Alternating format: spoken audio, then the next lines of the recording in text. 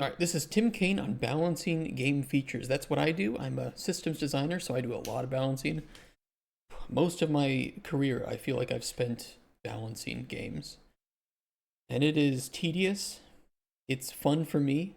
Apparently, a lot of designers hate it, but I like it. It just does take time. It takes a lot of time, it takes a lot of metrics. You have to test, you have to watch other people play.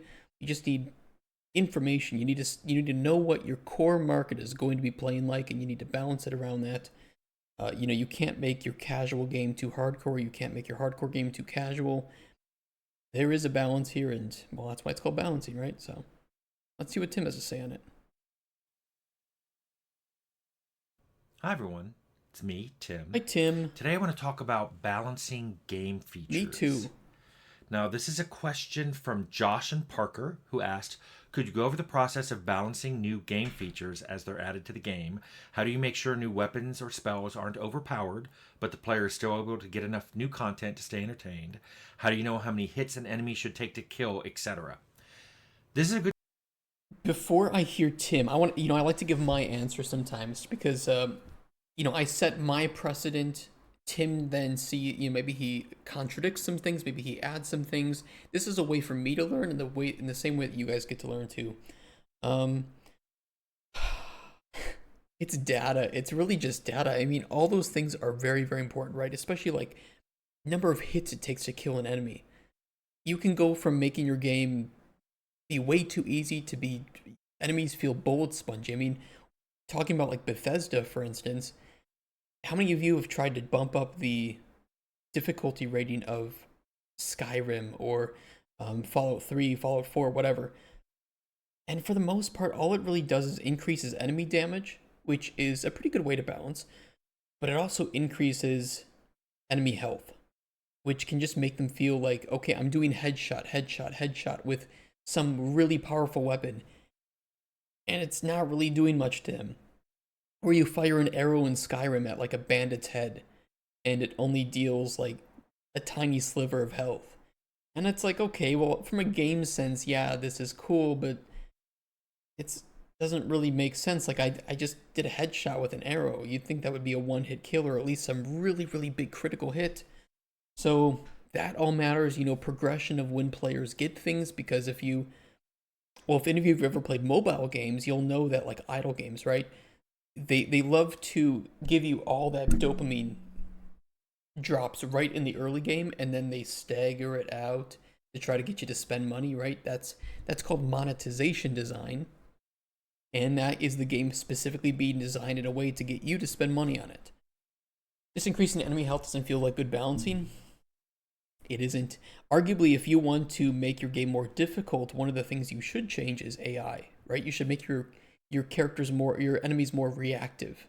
Give them better tactics, right? This is a way that rewards players for becoming better strategists, right? Yeah, exactly. Make the AI less dumb. You're rewarding player for becoming a better strategist than just learning how to pump 20 more rounds into the enemy. But then, of course, too, you have to remember, if you do make your enemies tank more hits, you have to give the player more ammo, right? Or you just balance it out by saying, well, the default way to play the game, Fallout is pretty good at this, is you get fuck tons of ammo. You're never going to run out. And we don't really change the amount of ammo you get as difficulty increases. We just make it so that enemies are more bullet spongy, so you use more ammo. I'm not a fan. I'm really not a fan of that. So really it comes down to what do you want to achieve at each difficulty level, and changing one value in your game. And any systems designer will back me up on this. Changing one value can sometimes mess up the entire rest of your game. If you change how much money minimum to maximum is being spent in or is being given in like a loot container, right? If you change a loot table or average like safe loot in the game, you open up a safe, you lockpick it, and you get a certain amount of like credits, let's say, or cash. If you change that one value, that will have a trickling effect on the rest of the economy of your game, because that's a primary source of cash in your game. If you change how much money vendors have, right, and they restock their cash stock every, let's say, 2 in-game days, if you lower that drastically, you're now lowering the amount of money that the player is potentially making on a hour to hour basis of normal play. And if you lower it too much, you'll have players just waiting to in-game days to then sell more stuff off, and it's going to be frustrating, right? So you not only have to ask yourself, well, how much do I want the player to earn or something? You also have to ask, is it fun to earn this little? How you doing, Midron? So it's like balance is a very difficult, it's a very specialized field that if you don't know what you're doing or you don't know how to do it well, you can ruin your game. You can ruin the feeling. A good example would be I was playing old school RuneScape recently and they put out a new update and the loot tables are kind of trash. The new minigame takes like 30 actual hours to earn all of the rewards. They're very undertuned, and you have people saying that, and people saying it doesn't feel good. And then you have other people saying, well, this is part of design philosophy, right? You undertune something so that you can buff the rewards later, and that way you aren't ruining the economy. It's like, well, no, hold on, that's not design philosophy. You don't hype up a big release of new content and then undertune things so that it feels bad on release when the hype is the highest. That's not good balance either. Sure, you could argue that it's safer balance, but it's not better. Your goal as a balancer is to hit that balance. That's the point. That's why it's called balancing. And if you undertune or you overtune, you haven't balanced the game. Good question. It's also a tough question. I'm going to preface it with I think other people have kind of asked indirectly for this in the past. And I've been thinking about it because I was never taught how to do this. I've never actually sat down and talked with another game developer about how to do this. I don't know if I was ever taught either. I don't know if I've ever been taught balancing. I guess it's just something I liked and I learned as I went. I made a lot of mistakes. It's just something I learned as I went along. And it kind of reminds me of the mathematical proof where you make an assumption and then you make a bunch of deductions, and if you make a deduction that's a lot of math false, balancing. your assumption was wrong, so you go back and change it. So I don't know what to call this, but I referred to it when I'm mentioning it to designers who are on my team as stick a pin in it. So this is my method of balancing game features that I call as stick a pin in it. So what I do is I pick one thing to start from. 100% correct. You need to find. I always say, like, I was kind of thinking that he was meaning this, and it's right. You need to find one anchor point and then counterbalance everything around that, okay? So here's a good example of something that I did with Darkest Dungeon. You have 12 heroes in Darkest Dungeon, let's say my mod, right? And I had about 300 enemy subtypes. Which one do you think was easier to set in stone, right? If I needed to counterbalance one of these groups of things, which do you think was easier to do quickly? Well, heroes, of course. You only have 12 of these. You have 300 enemies. If I need to go and tweak each of them individually, not great, right? If I need to boost all their HP by 20% or whatever.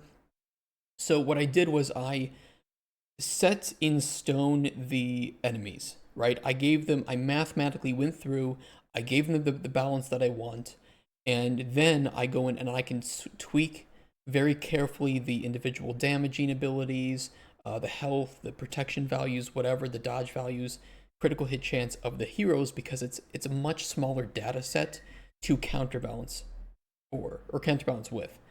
And yeah, he's 100% right, and that is 100% my recommendation is find out that base metric or that base set of values that will be harder to change if you need to change it later. Find the one that's easier.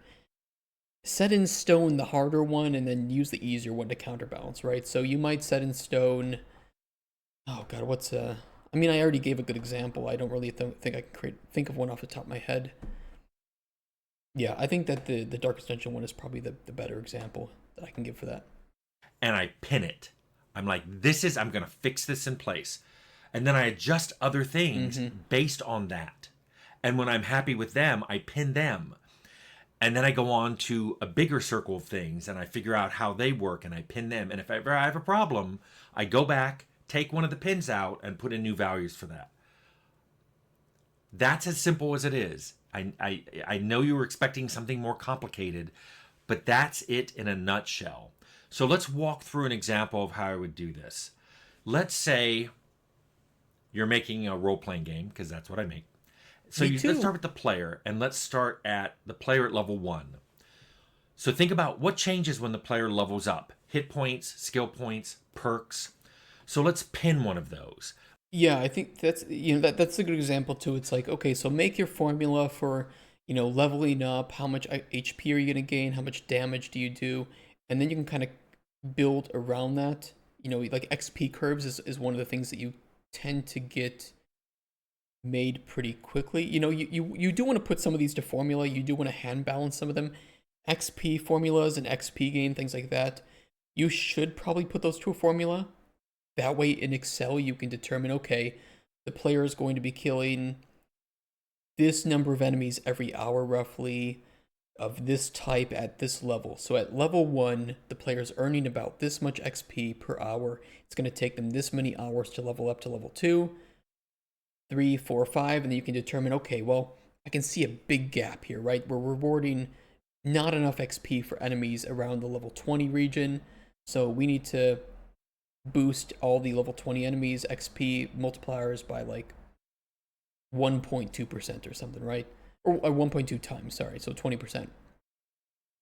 So a lot of these things you do want to push down to formulas to make it easy, but then just putting formulas in and multiplying values is not enough. You need to then have metrics of how you can determine what that means. What does it mean to give 20% XP boost in your game, right? If you have like a boost or something, like a potion you can drink or a scroll you can read, you get 20% extra XP for an hour.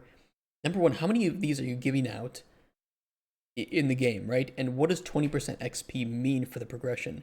Does it mean that the player is leveling up past their progression of earning gold? Well, now they're going to feel like, well, now I'm over leveled, but I don't have enough gold, so I have to go, farm something else, and that's kind of annoying. In which you wouldn't have had that problem if you didn't give the XP scrolls out in the first place.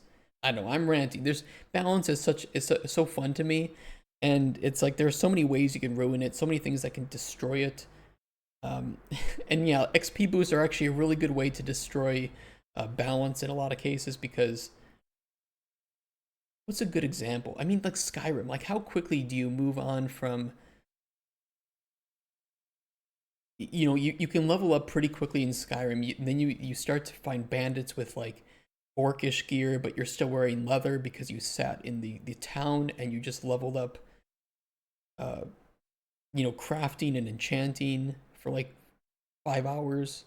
I mean, that's not really an XP boost, but you can see how certain methods of handling that iron daggers, exactly, iron daggers and like leather, whatever the fuck. But it's balance is fun. It's just really difficult, and you need a lot of metrics. You need to just do calculations to determine, okay, how I wish I could show you uh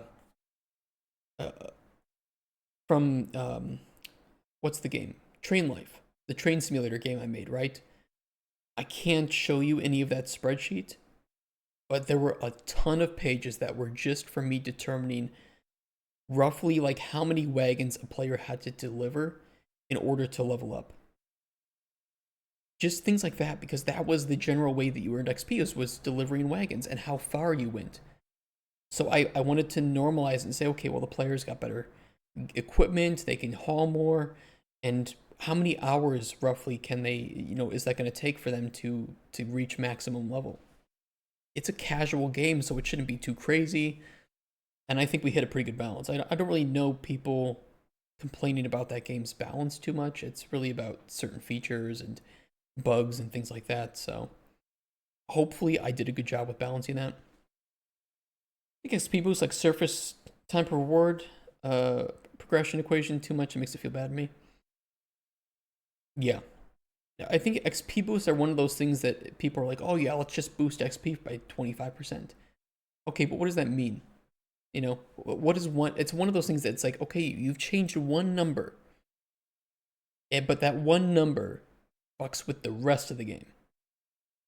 And if you know if that's something like if it's like Kerbal Space Program, or you're customizing how you want to play your game, right? You're boosting, you know, a gold multiplier or cash multiplier because you played the game already. You didn't find it fast enough. It was difficult for you. You can do that, right? But that balance is on you, the player, then, right? The best I can do as a designer is make maybe some presets. Like, okay, this is default, this is hardcore, this is, you know, hey, but hey, it's gonna make the game grindier. Just so you know, it's gonna increase time it takes to achieve certain things. I think that's the best I can do as a designer is make some presets and tell you what's gonna happen if you do this. Look what they did to Vanilla WoW. I don't even know WoW, so I don't know what they did to Vanilla WoW. Let's pin hit points. So decide how many hit points the player is going to start with, Mm-hmm. and then how many hit points they get every level. Mm-hmm.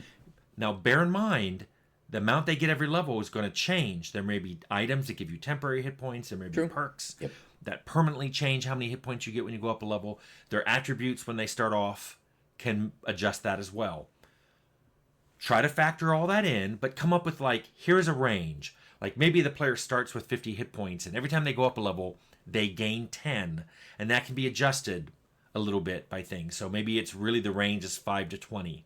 So now what you do is you have an idea as the player goes up a level of the range their hit points will be at every level. Well, and yeah, and that's important because now you can calculate a whole lot of things. You can calculate, okay, well, how much should healing potions heal? Right? Is it going to be percentage based? Is it going to be an amount? If you have like lesser healing potions, regular healing potions, obviously percentages are generally preferred by most players, but it's okay if you want to do values too. And now you can determine how much HP should a healing potion at level 20 when the player has 200 health heal. Maybe it should be 50. Maybe it's augmented by a skill, and you can also determine, okay, well now how much damage is it going to take for enemies at this level to kill the player? How much does the you know, another one you want to have is like protection. How much protection from damage of a certain type is a player going to have at this level, right? It's just metrics, metrics, metrics. Factor this in and then feel it. You have to feel it. You cannot balance everything on paper. You cannot sit in Excel and balance your game perfectly, but you can do it decently. And then you jump into the game and you see, okay, I thought this would feel better. It feels like shit. We need to boost this number, right? Or you get some play testers too, because you are inevitably going to play the game a very different way than probably your target audience. You know everything about the game. You're the designer, or you should know everything about the game. You need to get play testers in it. You need to find out how other people play it and how other people feel that it plays. Helldivers 2 is a great example of how you can fuck up game balancing by catering to the idea that things should be normalized. Let's just say the damage of weapons. It's a very common mistake a lot of balancers make is, oh, this gun is a little bit too overpowered. Yeah, but how does it feel? Right? Because if this gun is the one that feels the most fun to play because it does a lot of damage, is it okay for your game to say, yeah, you know what, that's fine. Let's give the other weapons a bit of a boost because this one doesn't feel good to play. It doesn't mean bring everything down to its level. It means maybe you need to look at boosting other things up to the level of the gun that feels good, right? Make them competitive. Don't make them 100% necessary or not necessary at all. Helldivers isn't supposed to be competitive balance. It's meant to be a gong show. Yeah, I agree. 100% agree. It's fun to just destroy the fuck out of bugs. It's really fucking fun. They felt like the designers not knowing what their game was supposed to be. Yes, I would agree with you. I'm about to be attacked by a bear. Yeah, he does kind of look like that, doesn't he? Oh, they did EXP boosts and purchasing max level characters. Look, if your MMO is designed around the fact that you need to reach endgame to have fun, then all you've done is you've made a game with shitty feeling progression. That's my hot take, right? If you need to say, oh yeah, when you're playing Final Fantasy, just speed to end of the, max level because that's where the fun begins. Okay, so you're saying that the core progression of the game is poorly balanced and not rewarding enough. No, your game should be fun to level and should be fun at max level. Both of those should be true. Write that down, use an Excel spreadsheet, whatever of the range their hit points will be at every level. Write that Okay. down, use an Excel spreadsheet, Use whatever Excel. you need to Use do. spreadsheets. That's your first pin. Now, decide how that player is going to mitigate incoming damage. Basically how they reduce it. This could be anything from the armor they're wearing, which may have DR or DT, damage resistance or damage threshold. Yep. This is the time where you're going to pick that. You're going to decide whether your armor has one or the other or both. I've done all those combinations in my games. Damage resistance is usually here's a percentage of the incoming damage you throw away. It may be all incoming damage, it may be damage of just a particular type. We'll get to that. Damage threshold is usually you unless the damage does at least this much, it does nothing. You throw it away. Sometimes it means you throw it away and then damage over the threshold, all of it gets through. Sometimes it means you subtract the DT from any incoming It's damage. like a flat modifier. And if it's positive, then you subtract it. Yeah. You can do it either way. But you also have to remember there are skills like block and dodge, which will reduce incoming damage. And it doesn't do that the same way. Basically, there's a percent chance they succeed. And then if they succeed, usually the player takes no damage. So what you have to do there is you have to say, okay, if something has a 50% chance of succeeding, then that's like having a DR of 50%. Half the time it does nothing, and the other half of the time it all gets through. So you can treat that as the same way you did DR. True. Remember that there are perks too, and other things that are going to factor in and reduce incoming damage. You have to kind of have to build around multiple builds, right? If it's an RPG game, you probably have the ability for the player to make a build, right? Are they the tanky warrior, right? So what does it look like if they've taken all the perks, if they're wearing the best armor? What does that look like? What does it look like at mid game when they have half of those things? What does it look like at end game? And you have to do that for all these different types of builds and say, okay, well, tanks are good, but thieves are taking way too much damage. So we need to maybe boost their base dodge rate or something, right? I think the designers were just weak and caved to the players complaining that leveling was too long when in reality the leveling was the best part. I think that a good MMO makes leveling fun. It really, the game shouldn't start at endgame, the game should start the moment you load up a new character. Good example of that BG3 was less fun in late game because I was way too OP.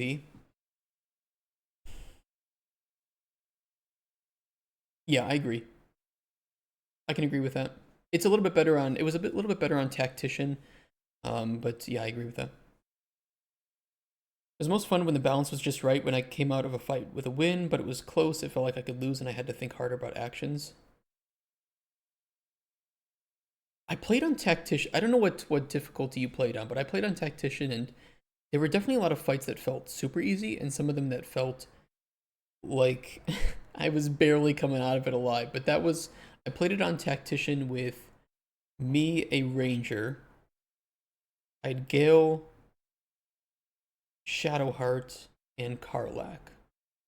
A pretty good mix of range and some melee and then support. I don't remember what fights were challenging though. Gotta jump and get ready to stream. Take care, Flannelbeard. Good luck on your refactoring. Hey, I'm with you on that one. Brothers in arms.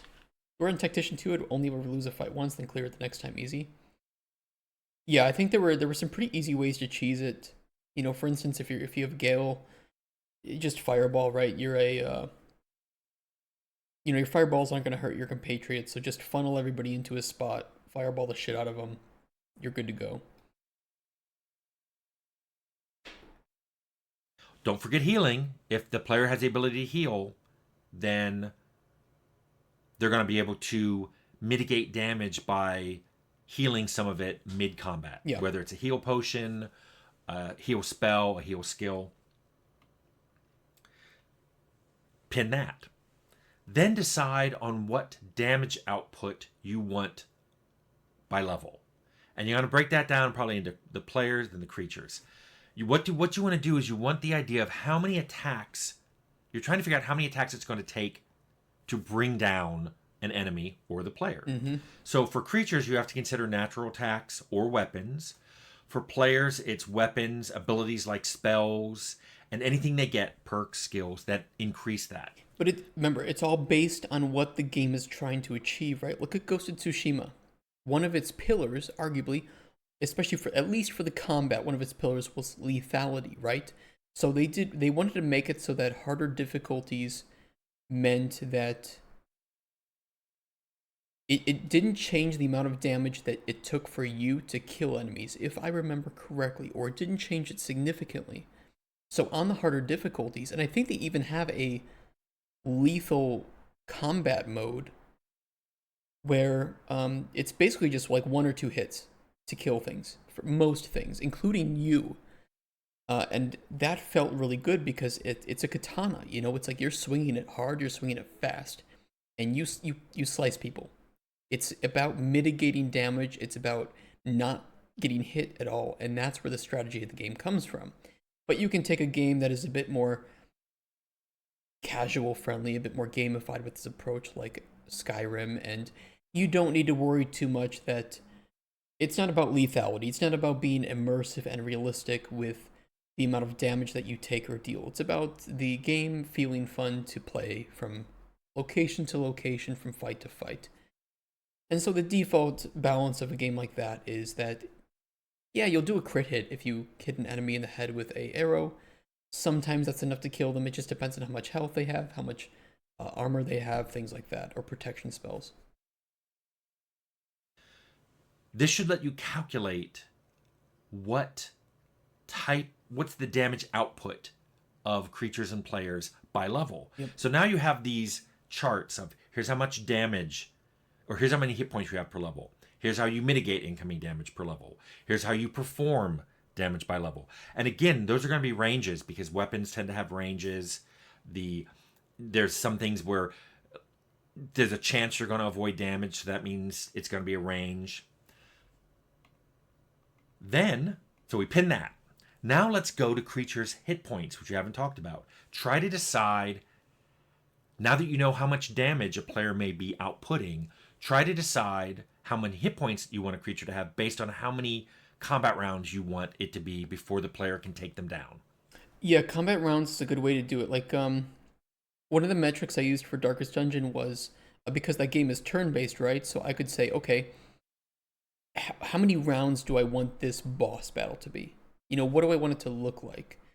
And rounds was a good way to just determine, okay, well, right now the average amount of, rounds that it's taking in like the vanilla game was I think one or two.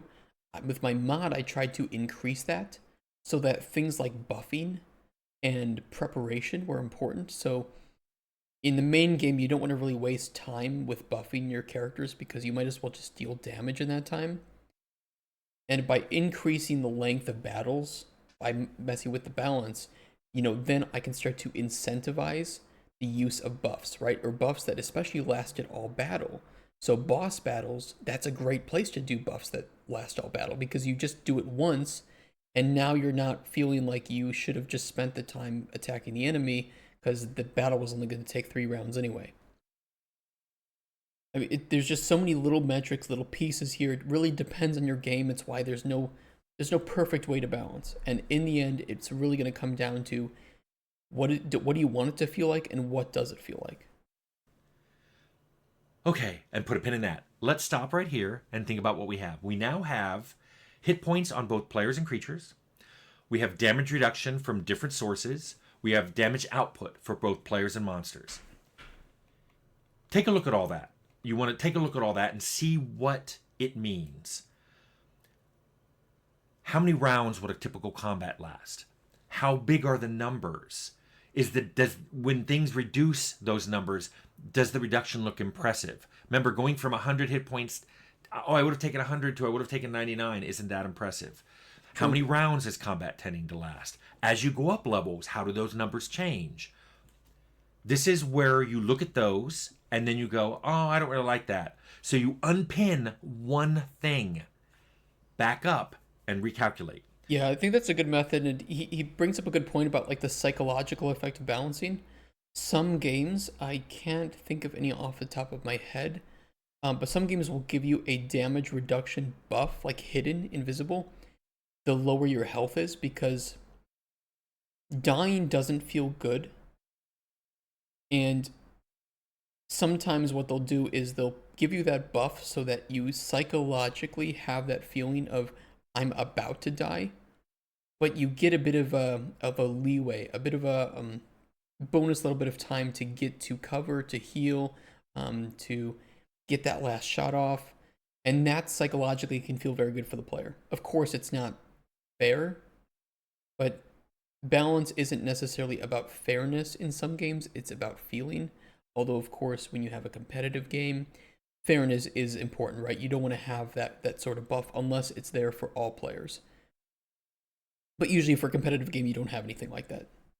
But I'm pretty sure that Star Wars Outlaws might have something like that. I know too that you can use oh god, it's called I can't think of the name, but it's where you have shield. I think Borderlands does it, where your shield and health are separate. So if you take shield damage, that destroys your shield, but that some of the damage would have gone and done your health after, it doesn't. Oh, a shield gating, right? Okay, so first your shield has to be depleted. If you were to take like a, if it technically would have one shot you, you know, it does 200 damage, you have 100 shield and 100 health. It's only going to deal your shield damage, and then you have the rest of the 100 health to then rely on. So shield gating is also a good way to kind of give the player a little bit of, hey, your shield's down, but don't worry, we haven't, you know, given you like some unfair disadvantage against the enemy that can do a lot of damage. You still have that extra shot you could take before going down. If you try to do it any other way, I find it's too complicated. You lose track of things. You're pulling out too many pins at once, and everything just kind of Yes. falls apart. So here's an example. Let's say you're trying to think of a new weapon or a new spell or some new ability. Think about, when does it enter the game? What player level do you expect it to enter the game? You now have a good idea of how much damage it should do. You can compare it to other things you've already thought Yeah. of, like the weapons that you already put in the game. Well, and that's exactly why you'll have like perks, you'll have items being blocked by level, right?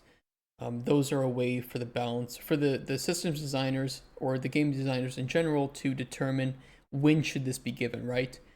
In Elden Ring, you have smithing stones, and the smithing stones drop at certain locations in the game, right? So they can use that as a way to stop your progression, your upgrades in certain locations until you move on. And so you're not going to be dealing more damage for the most part until you move on to the section of the game that drops those new smithing stones. And now they say, well, also enemies in this area are going to be doing this much damage to you. What's happening? We're reacting to some Tim Kaine. We're talking about game balance right now. Now, there are complexities that I've just touched on here. For example, damage comes in different types. You may have normal damage, you may have fire Yep. damage, you may have acid damage. Your normal damage may be broken down into crushing damage and impaling damage and cutting damage. So, all of that factors into the type of damage that comes in and the type of damage that gets mitigated. So, that shows up in your attack and defense parts of your calculations. You may have monsters that have multiple attacks. Either they can do multiple attacks around of different types, or they may do different types of damage. They may appear in groups. They can summon other things. So halfway through a combat, they may summon three more of themselves or three other types of monsters. You know, regarding the resistances, I think that Elden Ring is, as usual, an excellent example where the armor that you can pick up does not get leveled up, right? So when you want to, if you need to get better resistances for a certain boss fight, like maybe the boss does a lot of acid damage or something, right? A lot of poison, so you increase, I think, your immunity. You can just change weapon set or armor sets, no problem. You can change your trinkets around. What the fuck are they called? Talismans, right? To get more immunity or poison or just base damage resistance to some type. And that's a really good way for you to strategize to change your method of playing without requiring you to go and level it up, go and, farm something necessarily. Usually you'll have something if you play normally. The only thing you have to level up is your weapon, and sometimes, yes, that can help to change a fight completely, but they generally give you enough smithing stones that if you need to change to a different weapon, you should be able to if you've done enough exploration. And I think Elden Ring is a great example of how to do balance well.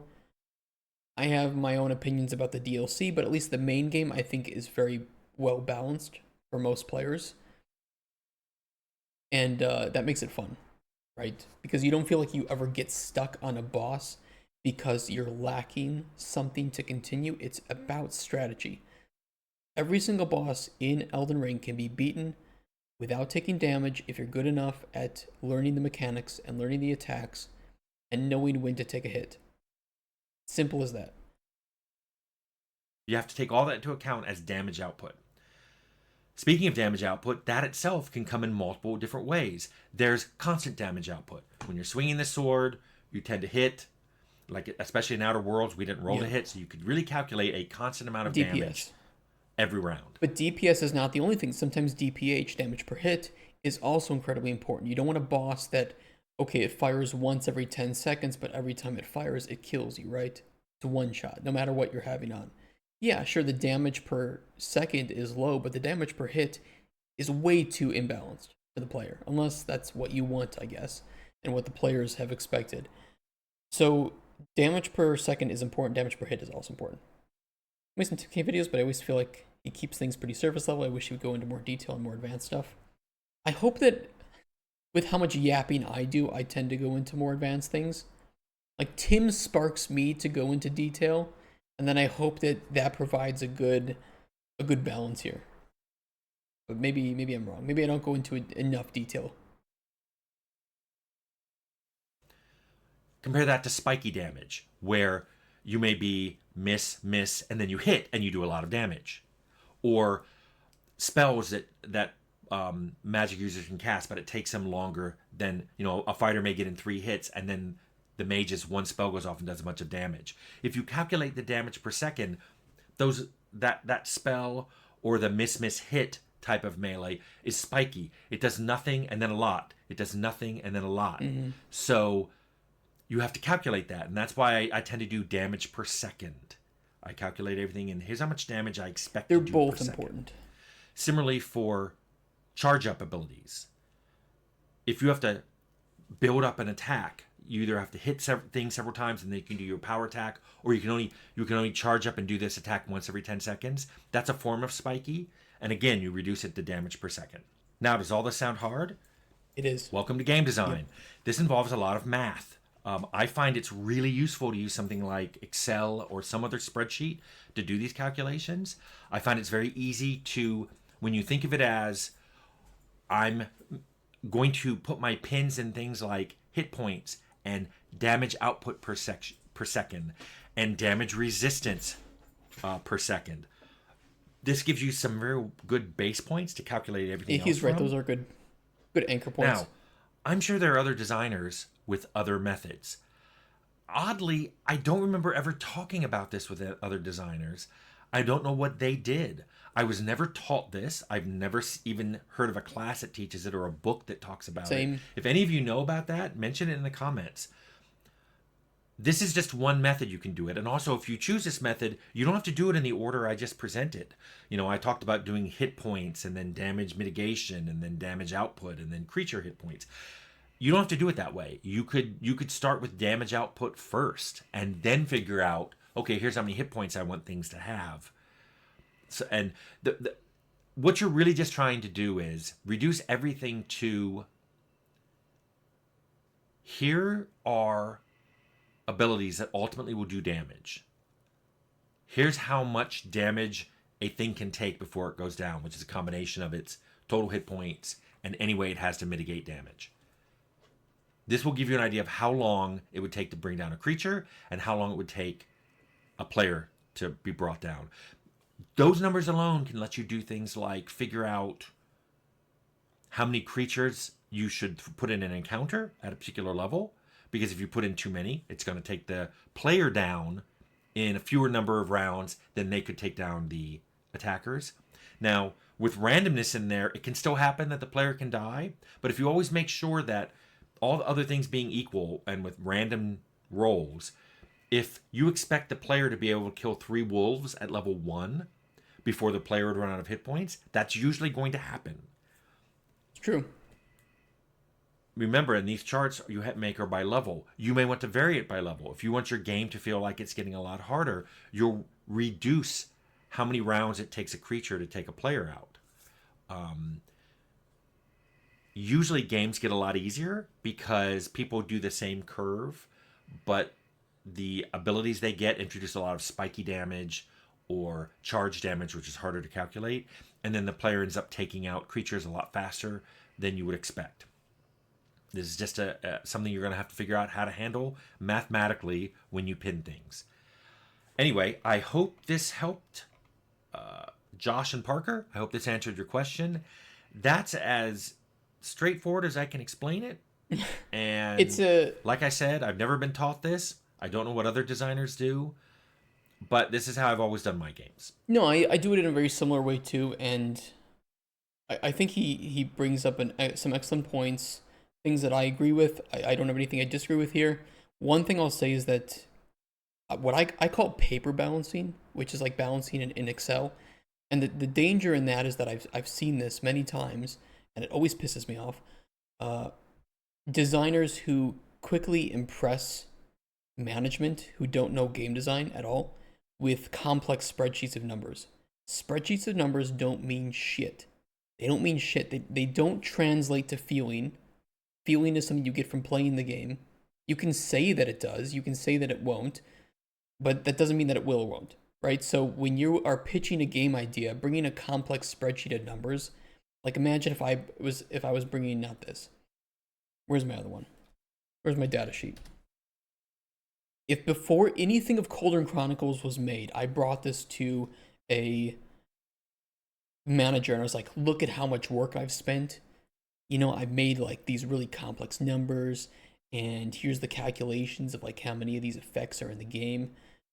It's like, okay, that doesn't mean anything. The game isn't made. Like, we can balance, we could say, well, your flavor in the game is based off of a value of 0 to 1000, so now these are imbalanced, right? This doesn't mean anything. You need to get into the game. You can't just make a spreadsheet with a bunch of calculations and formulas and say, yeah, this is my design. No, this is your balance. And before you have your balance, you need to have your game.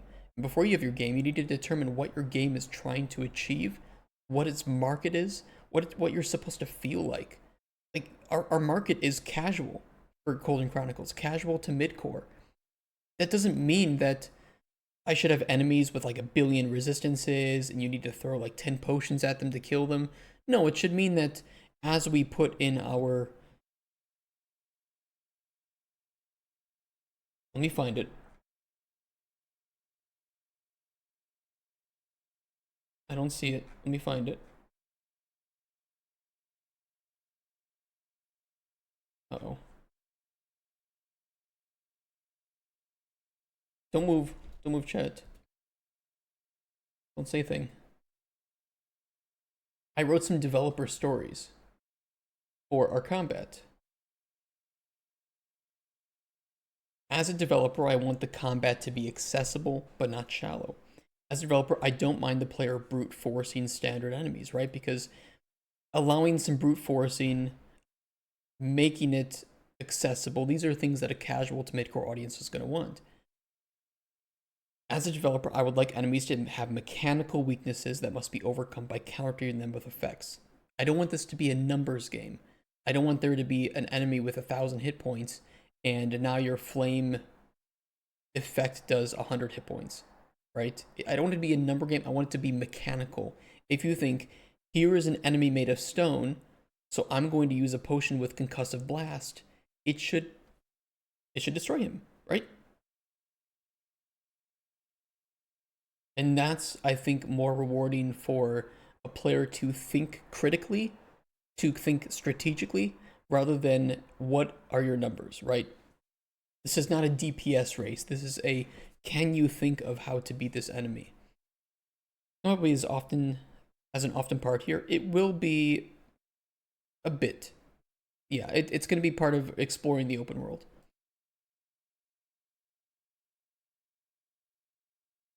I think that kind of covers that. So yeah, I mean, this was a great video by Tim Cain. Balance is very, very challenging. It's not something that you really should.